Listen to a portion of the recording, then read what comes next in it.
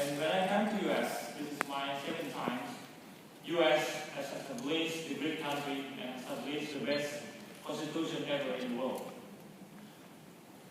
Thank you, Mr. Moderator, to give me a chance, this privilege to address this afternoon occasion, International Young Assembly, where we reflect and share ideas as young people on how I analyze the view, vision, and missions US-China relations in the age of globalization and the role of youth in the globalization era, and the role of youth will likely profoundly impact for Indonesia in 21st century.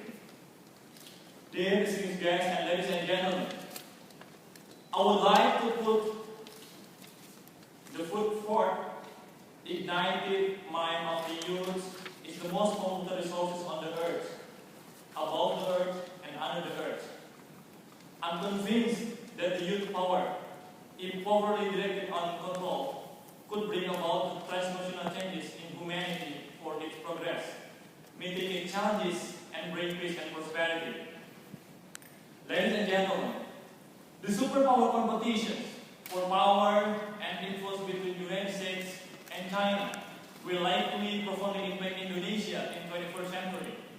Already while China's economic and military might are on the rise, and boldly its policymaking on issues like the South China Sea, the US has taken countermeasures to protect regional interests.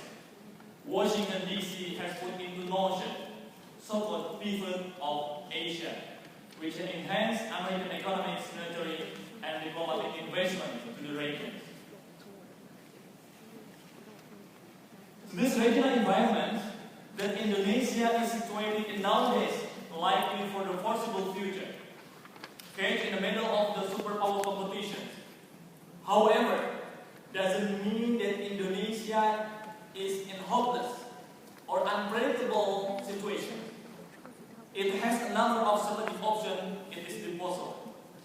This reality, let's call the strategic flexibility. As the result of two things. First, over the last two decades, Jakarta has fairly consistently pursued a foreign policy as well-known friendly of no enemies. And second, Indonesia in history is not marred by heated regional rivalries or enmity.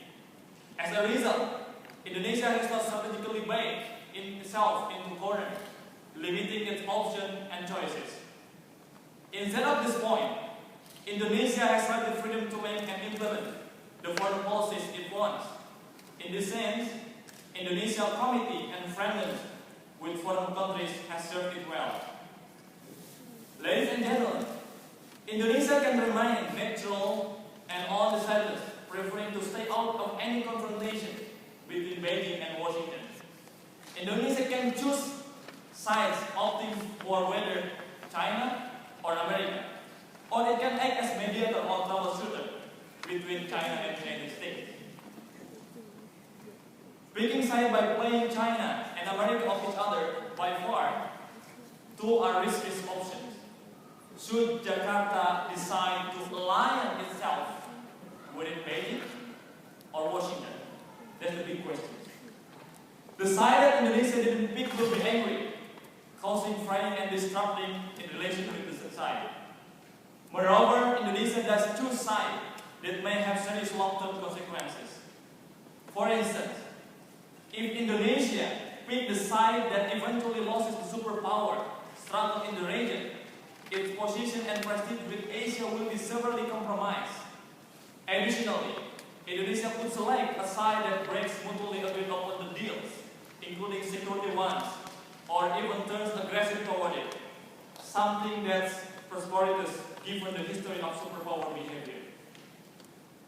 For now, Indonesia has decided to act as a direct conduit between China and the United States. It has focused on working through the strengthening association of Southeast Asia, or we call it ASEAN, and all the policies provided a framework to standardize, regulate the behavior of countries deciding and engaging with the Southeast Asia. Element of Indonesia's response, how we are collaborating in the Turkish country.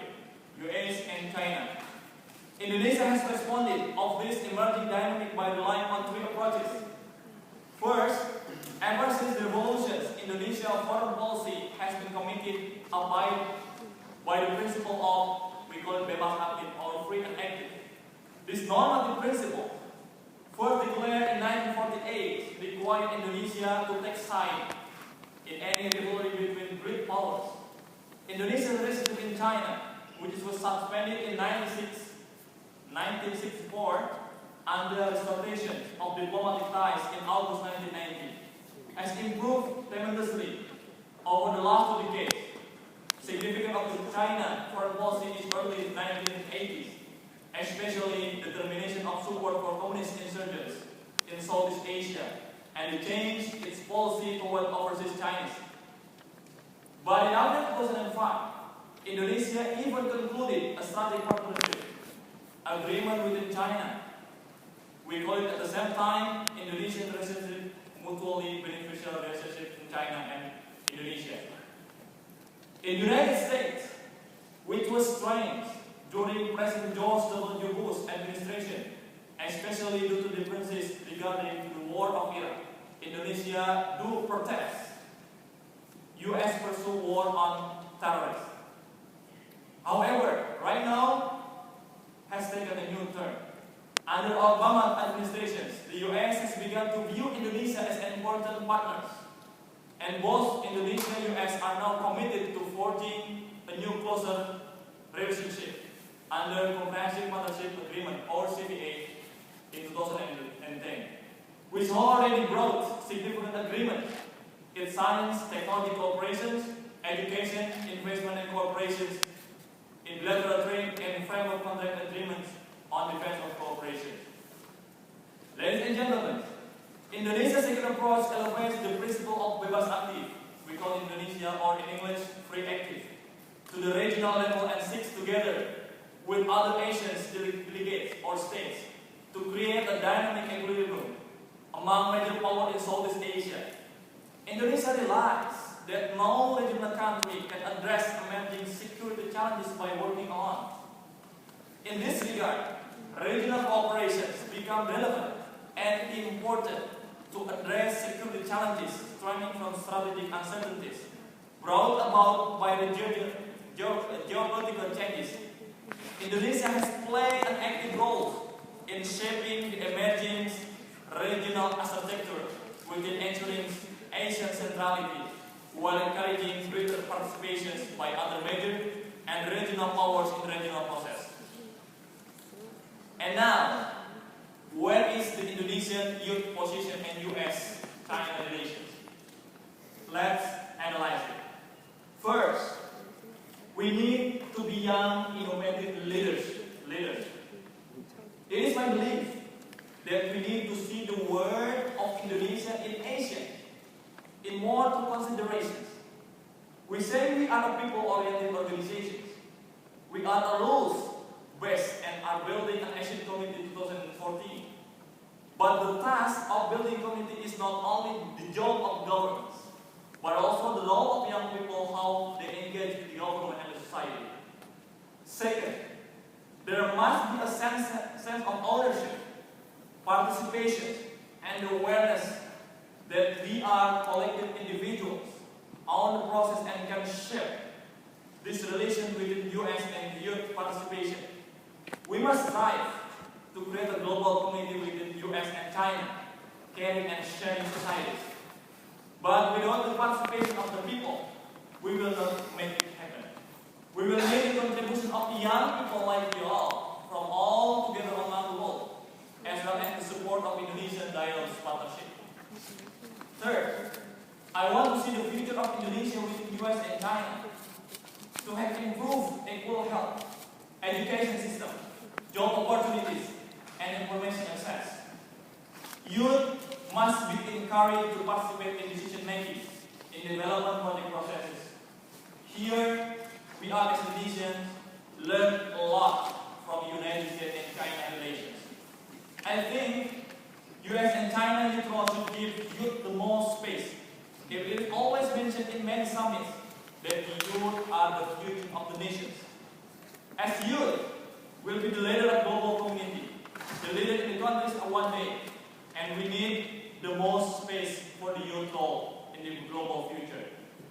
My only message to US and China is very simple. We are Indonesia close friend with US and China. From the above mentioned, I convinced as the young people of Indonesia, cooperation and agreed by our leaders will continue to flourish and deliver tangible benefit to our people and the most important youth in years to come. This is real open for you entry to help perfect architecture. We are building the ownership, contribute from our country, and participate in the global community. Let's do our best, let's unite, let's hand in hand, do the best, and improve our skills, moral, and innovative leadership. Thank you. God bless you all.